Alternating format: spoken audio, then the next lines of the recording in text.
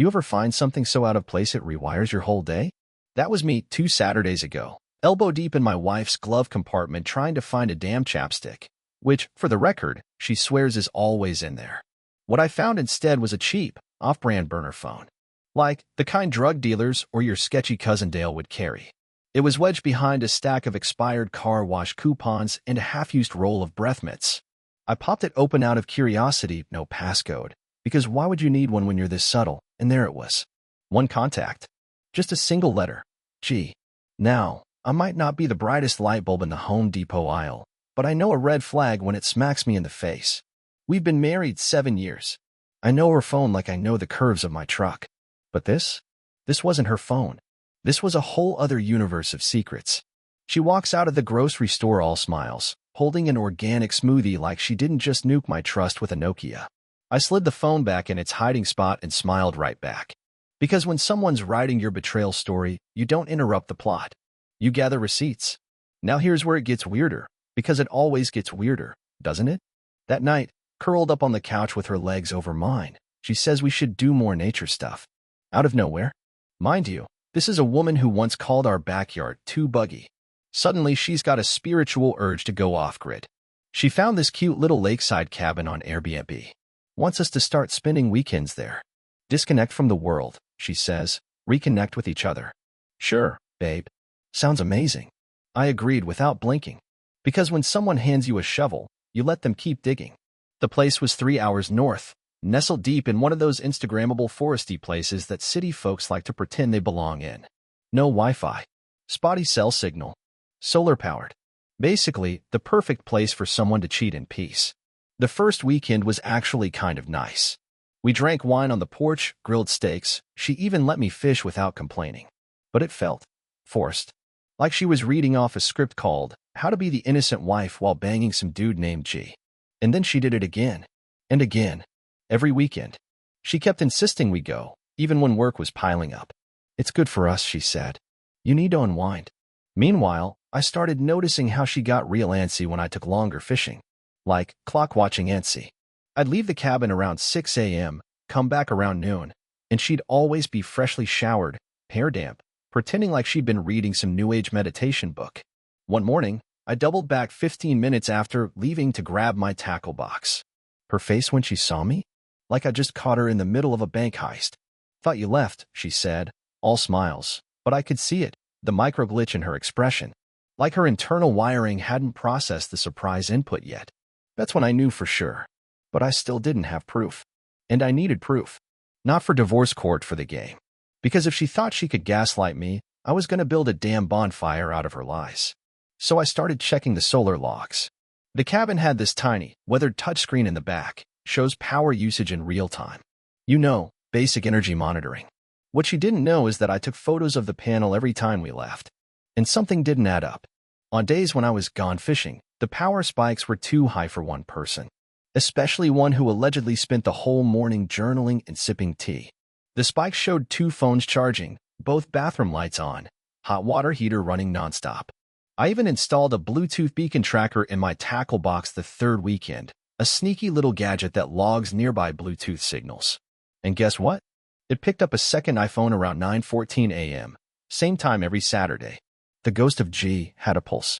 But here's the part that really twisted the knife. She started acting happier. Like some burden had been lifted. She'd make my coffee just how I like it. She stopped checking my phone over my shoulder.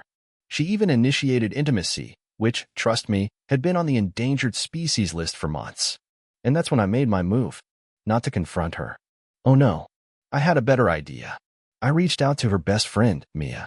Mia and I never got along great. She's the type who smells drama like a bloodhound and inserts herself like a scalpel. But I knew one thing. She hated cheaters. Her last 3 boyfriends cheated. She was basically the poster girl for trust issues. So I invited Mia out for coffee. Told her everything. Showed her the logs, the burner phone photos, the Bluetooth beacon screenshots, all of it. Her face went through the 5 stages of grief and landed on rage. You're telling me she's dragging you up to a cabin every weekend to get railed while you fish? That's the working theory. And you want my help? Oh, I want more than help, I said, smiling. I want her to see exactly what betrayal looks like. That's when I told her the plan. The fake affair. the planted evidence, the setup. And Mia? She leaned back in her chair, sipped her coffee, and said, "Let's burn her world down." Next weekend, we were going back to the cabin. Only this time, I wasn't the one being played. The thing about pretending to have an affair is you have to be just convincing enough to plant the idea, but not so obvious you come off like a daytime soap villain. It's a delicate dance, the kind where you lead with one hand while the other's already picking your partner's pocket. Mia, to her credit, took to the role like she'd been waiting her whole life to play it. The woman had range. One minute, she was laughing too hard at my jokes in public. The next, she was texting me flirty emojis in front of my wife. Innocent enough to dismiss. Suggestive enough to bother her. Which was exactly the point. We started with the basics. Mia accidentally sent me a heart emoji in a group text that included my wife. Followed it up with a "oops, wrong thread," and a string of embarrassed gifs. Brenda, yeah, that's my wife's name. Let's stop pretending she's just the wife, played it cool. Too cool. Like she'd taken a Xanax before reading it. That's how I knew it landed. The next few days, I dialed up the weirdness. Set a second toothbrush next to mine in the bathroom. Sprayed a hint of Mia's perfume on the passenger seat. Left a receipt for 2 wine glasses from a boutique store she hates, with a handwritten "for M" scrawled across the top. Brenda never mentioned a thing. Just smiled more. Laughed louder. Started dressing a bit better around the house. I even caught her humming in the kitchen once. She was thriving. A woman in bloom. Because in her mind, she was finally free from guilt. And that, my friend, is when the real fun began. We planned our next trip to the cabin like usual, or at least, like she thought it was usual. Same weekend back. Same playlist. Same passive-aggressive silence after we missed the exit, and she blamed my obsessive need to prove I don't need Google Maps. All standard. But this time, Mia was coming too. Not openly, of course. Brenda would have throat-punched me if I'd invited her openly. No, this was a heist. Mia was driving up separately, staying hidden in the guest house across the lake. One of the perks of renting the same cabin repeatedly is you get to know the neighborhood. One of the perks of being me is I remember the Wi-Fi names of every house within half a mile. I picked the one with the worst connection and rented it under a burner Airbnb profile 2 weeks prior. Paid extra for early check-in. Told the host we were doing a silent meditation retreat and needed 0 contact. Host said he understood completely. Seemed like a man who'd heard worse. Saturday morning arrived crisp and calm. Brenda did her usual routine, yoga by the deck, followed by an avocado toast she pretended to enjoy. I faked a phone call, stepped outside, and texted Mia the go-ahead. 10 minutes later, Brenda's phone buzzed. She picked it up, squinted, and froze. I watched her out of the corner of my eye while pretending to butter toast. Her thumb hovered, then typed something fast. Then she stood, walked to the sliding door, and said she was going for a walk. Now, here's where it gets delicious. I'd hacked her burner phone 2 nights earlier. Cloned the SIM, redirected the number to a ghost device I stashed in my sock drawer. So I saw every message in real time. G, or as I suspected, Greg, our insurance agent and all-around smug bastard, had texted, "See you in 10. That was the tell. That was the slip. 10 minutes later, Brenda's walk took her down the dock, through the trees, and straight into Greg's waiting pickup. I watched from the upstairs window with a pair of binoculars I pretended were for bird watching. And let me tell you, she didn't even hesitate. Just climbed in like she was late for church and they drove off. I exhaled. Finally. No more theory. No more guesses. I had confirmation. I waited 15 minutes, then texted Mia. She arrived 20 minutes later, looking like a femme fatale straight out of a noir flick. Oversized sunglasses, tight jeans, hair in a perfect, messy bun. She slipped through the back, and we rehearsed the next phase of the plan while sipping coffee like we weren't orchestrating emotional war crimes. We staged the scene like an affair in progress.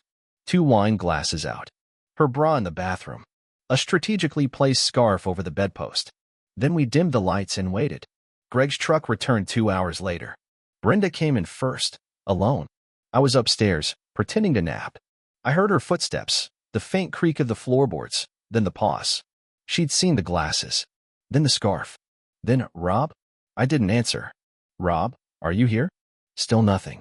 She walked up the stairs slow, like each step cost her a piece of her soul. I could hear her breathing change. Hear the moment she stepped into the bedroom and saw Mia, sitting calmly on the edge of the bed, pretending to fix her earring. "Oh," Brenda said. "Well." Mia smiled sweetly. "Hi, Brenda." Brenda didn't move. Didn't speak. just stared, like her brain needed time to reboot. Then I came out of the bathroom, towel over my shoulder, and looked between them like I was caught in the act, which, technically, I was. "This isn't what it looks like," I said, knowing full well it absolutely was. Brenda blinked. "Are you serious?" I shrugged. "About the wine, yes. About the rest, well, depends on your definition of serious." "You're sleeping with my best friend?" That's when Mia stood. "No, Brenda," she said, voice like ice. "We're not sleeping together. We just thought you deserved a taste of your own medicine." Brenda's face twisted, but she still played dumb. "I don't know what you're talking about." "Oh, don't you?" Mia tossed something on the bed. "The burner phone. The one I'd cloned. You left this in the car. Rookie mistake." Brenda opened her mouth, closed it, opened it again. Nothing came out. I sat on the bed, leaned back, and said, "You know, it's fascinating how people justify betrayal when they think they've won. You've been dragging me up here every weekend to meet Greg behind the woodshed. Meanwhile, I've been taking notes. Power locks. Bluetooth scans. GPS timestamps. Your entire little romance has been backed up to the cloud. You went through my stuff?" she finally managed. "Sure did," I said, "right after you invited Greg into our marriage via burner phone and lies. You started this. I'm just finishing it." Mia stepped closer. "And now, just so we're clear, you don't get to spin this. You don't get the upper hand. You don't get sympathy." Brenda looked at her. "You were my best friend." "Correction," Mia said, smirking. "I was Rob's accomplice." And with that, we walked out, Mia and me, arm in arm, laughing like villains at the end of a heist movie. Brenda stood in the doorway, speechless, watching her empire of secrets turn to ash. And that was just the beginning. There's a silence that happens after you detonate someone's perfect little lie. Not the loud, theatrical kind. No screaming, no crying. Just this hollow vacuum, like the moment after a car crash, where time stands still and all you hear is your heartbeat pounding through the wreckage. That was Brenda's face in the cabin doorway after Mia and I walked out. She didn't chase us. Didn't say a word. She just stood there with that stupid scarf still hanging off the bedpost, surrounded by her own shattered script, wondering which part of the story she lost control of. We didn't go far. Just across the lake, back to the guest house where Mia had been staying, and yes, we had stocked it with snacks, whiskey, and binoculars. Because we were still playing chess, and Brenda didn't know we were 3 moves ahead. Now, you might think the game was over. We caught her. Public humiliation. Check. Betrayal exposed. Double check. But here's the thing, this wasn't about closure. This was about watching the whole tower collapse, one smug brick at a time. Back at the guest house, Mia poured us drinks and raised her glass. To the long game. I clinked it.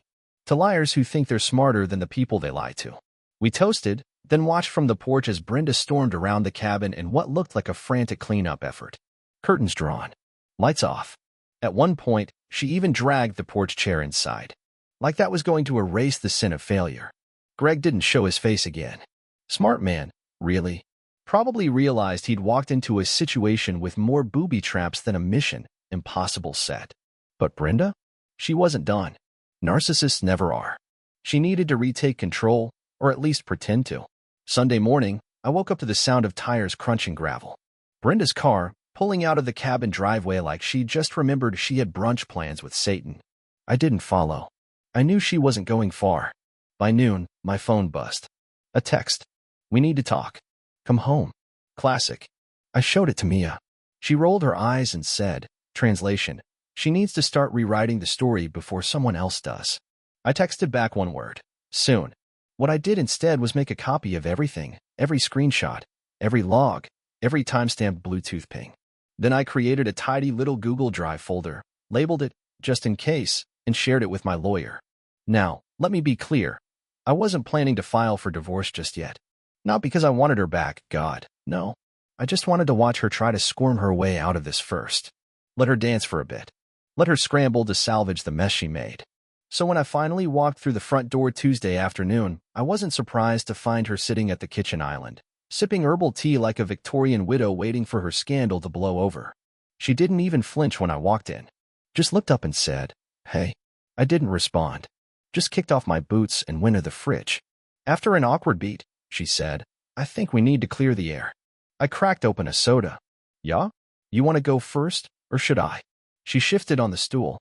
"I made a mistake." "Which part?" I asked. The cheating, the lying, the gaslighting, or the bad acting? Her jaw tightened. You embarrassed me, Rob. In our cabin. With my best friend. I turned and stared at her, soda in hand. You cheated on me, Brenda. Repeatedly. Lied about it. Built an entire off-grid affair getaway. And now your biggest issue is that I made you look bad in front of yourself? You set me up. Damn right I did, I said, sipping slowly.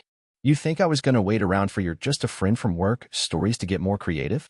She put the mug down a little too hard. So what now? You want a divorce? Half the house? Is this about money? And there it was. The pivot. Guilt to victim to legal panic, the trifecta of a guilty spouse. I shrugged. I don't want your money, Brenda. I want your narrative. I want you to stop pretending you're the hero of this mess. She scoffed. You think people won't believe me? I laughed. Oh, I'm counting on it. Because I've got enough data to make your cheating look like a corporate expose. You try to lie to anyone, your parents, your friends, Greg's poor clueless wife, and I release everything. Full drop. Chronological. With receipts. She paled a little. You wouldn't. You want to find out? She didn't answer. Just sat there, staring at her mug like it might whisper a way out of this. I let the silence drag. Then I leaned in.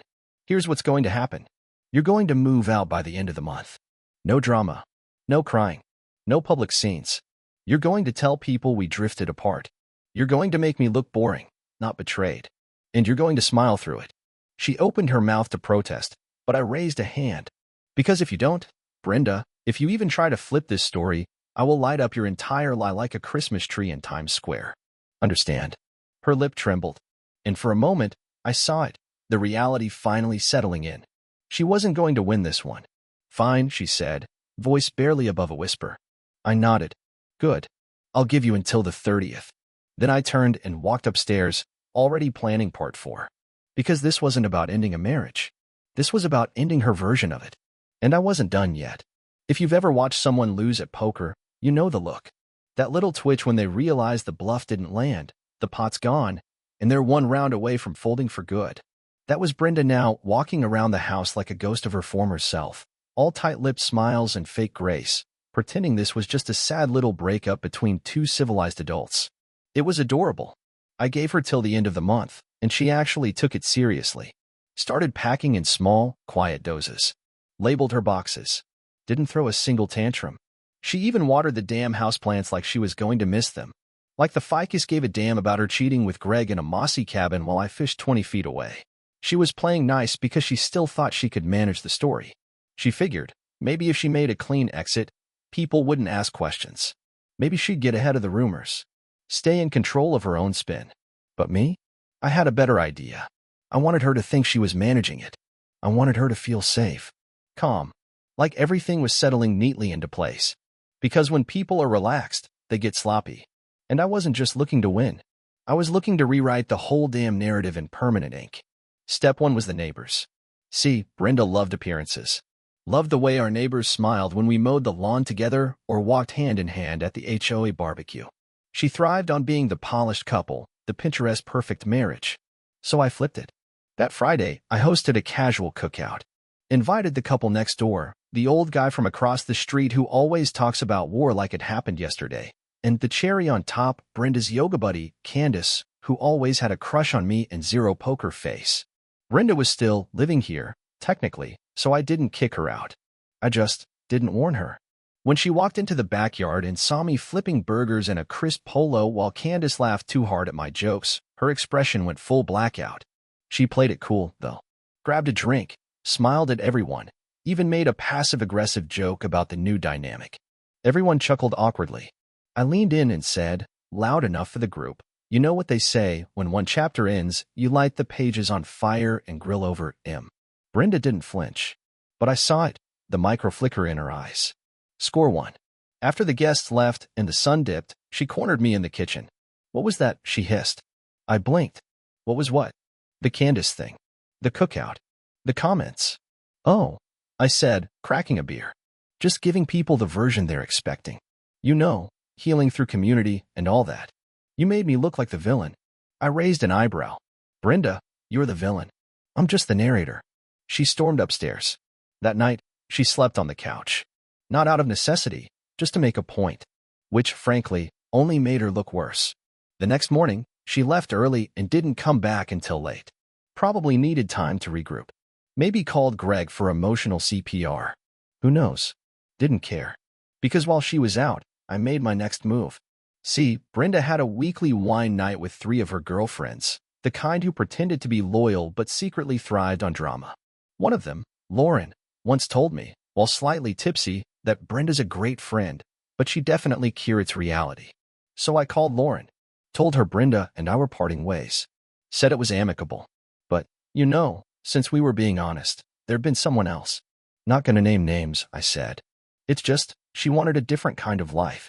Lauren, bless her gossip-hungry heart, promised discretion with all the subtlety of a TMZ photographer.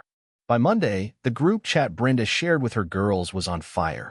She stormed into the kitchen waving her phone like it was a murder weapon. Did you talk to Lauren? I gave her my best innocent face.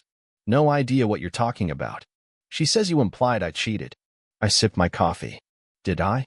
Are you seriously trying to smear me now? Brenda, I said calmly, I'm just answering questions when people ask. I haven't even told my mom the full story. But if you want me to, well, I've got a folder. She stared at me. Really stared. For the first time, I think she realized I wasn't bluffing. That this wasn't just revenge, this was demolition. You're enjoying this, she muttered. No, I said. I'm finishing this. The rest of the week went quiet. She avoided me. I let her. But I was watching. And she was unraveling.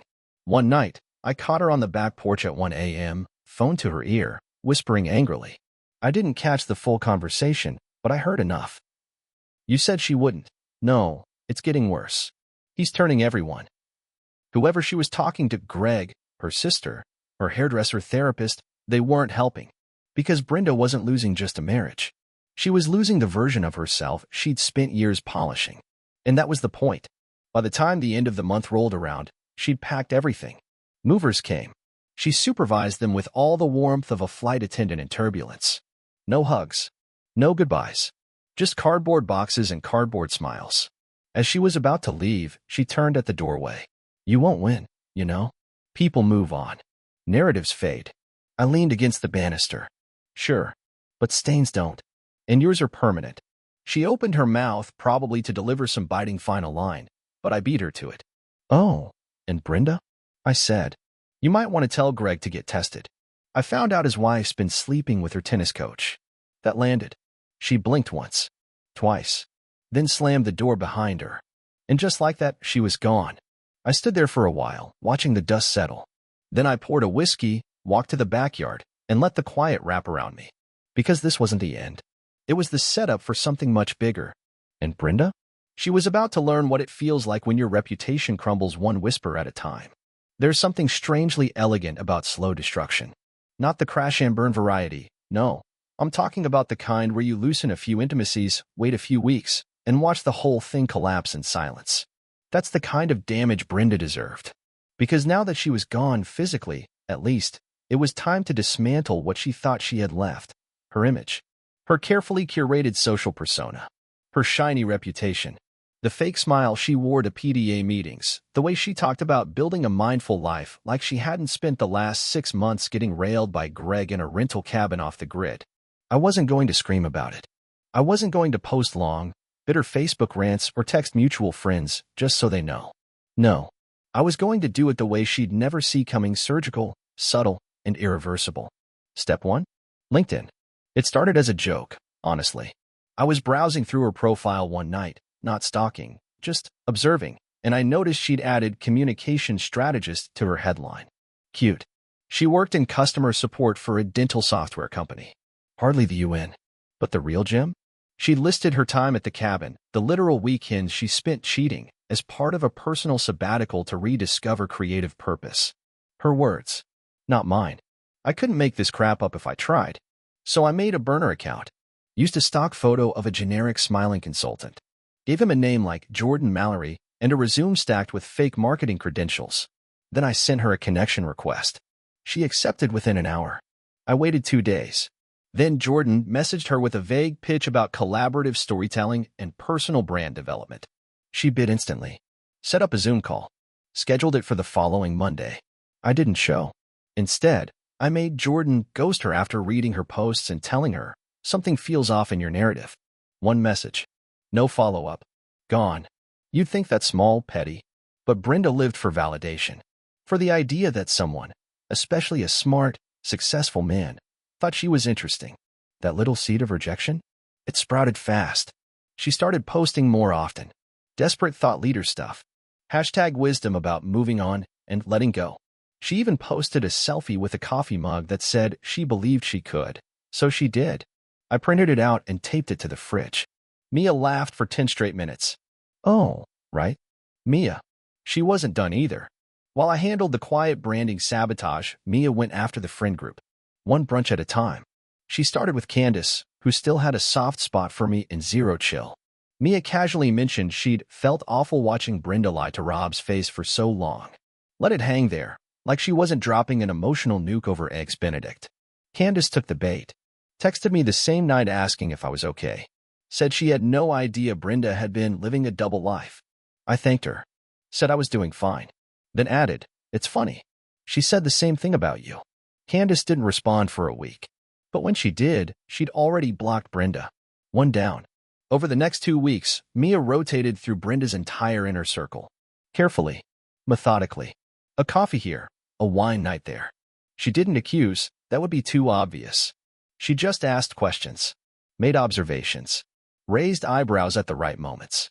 By the end of the month, 3 of Brenda's closest friends had stopped tagging her in posts. One removed her as maid of honor from her wedding website. Another unfollowed her entirely. Brenda noticed. I know because she texted me as something passive-aggressive about women who can't support other women during their healing process. Mia screenshot it, of course. Sent it to me with a gif of a dumpster fire. Meanwhile, I launched Phase 3, Community Theater. Not literal. I'm not that cruel. But I did start attending local events solo. Smiling. Polite. Always approachable. I volunteered at a food bank one weekend. Joined a local trivia night team. Talked about moving on. About growing. I made sure I never once badmouthed Brenda. People filled in the blanks themselves. At one event, a woman asked if I was that guy whose wife left him for some creep from work. I just smiled. Said, that's one version. She nodded. Well, good riddance to her. You're too smart for that kind of drama. Funny how sympathy snowballs when you don't demand it. By this point, Brenda's social feeds had turned manic. Inspirational quotes. Soft-filtered selfies. A carousel post about finding light in the darkness, featuring shots of her meditating next to a cactus. Greg was conspicuously absent. I didn't have to guess what happened there. But just to be sure, I asked Mia to do a little recon. Apparently, Greg's wife, yes, he was still technically married, had found out about the affair. Some anonymous email with screenshots. No signature. Just the subject line. You deserve to know. She'd filed for divorce. Took the kids. Froze the assets. Greg moved into a one-bedroom condo on the east side of town and started posting sad gym selfies. Brenda, naturally, was not part of the official fallout. He stopped answering her calls. Removed her from his blocked contact list just long enough to send one final message. This was a mistake. Poetic. She tried to reach out to me again, too. Texted me late one night, something blurry and long-winded. I just want you to know I've been reflecting. I made some bad choices. But I think we both did. I'm working on myself. I've started therapy. You were a great husband. I hope someday we can talk. I stared at the message for a while. Not because it moved me. Just because it was such a perfect ending. She still thought this was a redemption arc. I didn't reply. The next day, I posted a photo of me and Mia at a local charity run. Nothing romantic. Just 2 friends. 2 smiling, clean-cut adults who looked like they'd survived something. The comments poured in. You look so happy. So proud of you. Glad to see you thriving. I didn't tag Brenda. Didn't mention her. But I knew she saw it. She still followed me. Still checked. And that was enough. Because this wasn't revenge anymore. This was erasure. The kind you can't scrub clean. The kind that makes people forget whose story it ever was to begin with. And there was only one part left. Revenge doesn't need a finale. Not if you've done it right. That's the thing people never get. They imagine it ends with a bang, fist thrown, tables flipped, some big cinematic confrontation in a parking lot while it rains dramatically. But real revenge? The satisfying kind? It ends in silence. With an unanswered call. A calendar reminder that no longer means anything. A life so boring without you, it echoes. Brenda didn't realize she'd lost until long after the final move was made. And by then, no one was listening. The first real sign that she was unraveling came from an Instagram post. I wasn't following her, obviously, but people still sent me screenshots. That's the funny part of orchestrating someone's collapse. Even strangers want a front row seat. The post was a black and white selfie, teary-eyed, captioned with some vague quote about healing through abandonment and rebuilding after being betrayed by those closest to you. She turned the whole thing around. She was the victim now. Apparently, I had emotionally manipulated her, weaponized her trauma, and then colluded with others to shame her into silence. I laughed so hard I choked on my sandwich. But that wasn't even the best part. The best part? No one cared. I scrolled through the comments, half were spam bots, a few were pitying acquaintances dropping heart emojis, and one guy named Brian posted, "Didn't you cheat on your husband with Greg from HR?" No response. Post deleted a few hours later. After that, she went quiet online, which told me everything I needed to know. She was scrambling offline. I got the confirmation from Candace. Yeah, the neighbor Brenda tried to ignore after the cookout. Candace ran into her at a local co-op. Said Brenda looked hollowed out. New haircut. Bigger sunglasses. That manic politeness people wear when their world's burning, but they think they can feng shui their way out of it. Candace asked how she was doing. Brenda's answer? Just trying to rebuild. Which, in Brenda speak, meant, no one's buying my story, and I'm 2 likes away from irrelevance. Meanwhile, my life was boring in the best possible way. Mia and I weren't dating, by the way. People kept assuming we were. Some still do. But we were just 2 survivors who happened to enjoy the same sense of dark humor and had an affinity for revenge done right. We went to trivia nights, hit up garage sales, and occasionally texted each other screenshots of whatever new inspirational nonsense Brenda posted before deleting it. We never talked about her directly. That was the unspoken rule. Because talking about her meant she still mattered. Instead, we focused on us. Or rather, not being her. Not living reactively. Not building our lives around the people who burned them down. One Saturday afternoon, Mia and I were at a flea market when she turned to me and said, "You ever think about what she's doing right now?" I shrugged. Probably meditating aggressively. Mia grinned. We're starting a podcast about toxic exes. She's the final boss of irony. We laughed and moved on. But later that night, I thought about it. Not because I cared, not really, but because there's something beautifully twisted about imagining your villain still trying to figure out what the hell happened while you've already written the epilogue. That epilogue, by the way, was already being distributed. See, I'd published something. Not under my name. I wasn't that reckless. But a few months back, I'd written a Medium article under a pseudonym titled The Slow Death of the Villain's Narrative. It wasn't about Brenda directly. No names. No cabin. No burner phones. But anyone who'd followed the breadcrumbs could piece it together. The article blew up. It wasn't viral, exactly, but it reached the right people. A few of Brenda's former friends shared it with vague captions like, "This hit hard," and "I felt seen." Mia even posted it anonymously on a Reddit thread for recovering from narcissistic partners. It racked up a few thousand upvotes. I wasn't gloating. I just wanted the story to exist somewhere she couldn't edit. Because that's what it was always about with her, the edit. The spin. The constant reshaping of truth until even she forgot the original draft. But this was archived. Immutable. Out there forever, unchanging. And the final nail? It came, like most tragedies, via job listing. 3 months after Brenda moved out, someone forwarded me a posting from her old company. They were hiring a new communications strategist. Full-time. With benefits. Which meant Brenda was no longer employed there. I didn't celebrate. I didn't need to. The celebration had already happened, in slow motion, across months of her collapsing credibility. Instead, I printed the job listing. Just once. On nice paper. No comment. No signature. And I mailed it to her. Folded neatly. Slipped in an unmarked envelope. Let her fill in the rest. Because if you want to destroy someone like Brenda, you don't just expose them. You make them do the math. You make them sit in the silence of their own story, piecing together where the lies stopped working and the truth started whispering through the cracks.